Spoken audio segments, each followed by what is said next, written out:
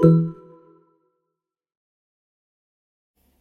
to find your Discord ID on mobile device? Here's how to do it. First, launch your Discord app. Before you can get your user ID, you'll need to turn on developer mode. For that, navigate to the U page, click on the settings icon. Now head over to the option advanced. Just scroll down. Once you're over here at the very top, you're gonna find the option of developer mode. Enable for this option. Once you do that, you'll be good to go. Now you can head back. Now open any server where you have sent a message or comment.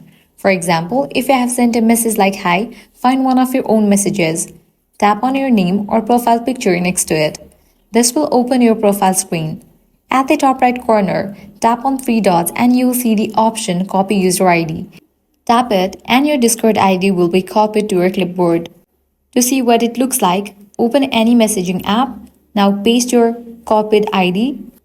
Now place your cursor before the numbers and type this discordapp.com/user/ followed by your ID number. Then tap the checkmark or save option. When you click on this link, it will take you straight to your Discord profile. And that's it, you have successfully found your Discord ID on mobile device. If this guide helped you out, do not forget to like, share and subscribe. Thanks for watching.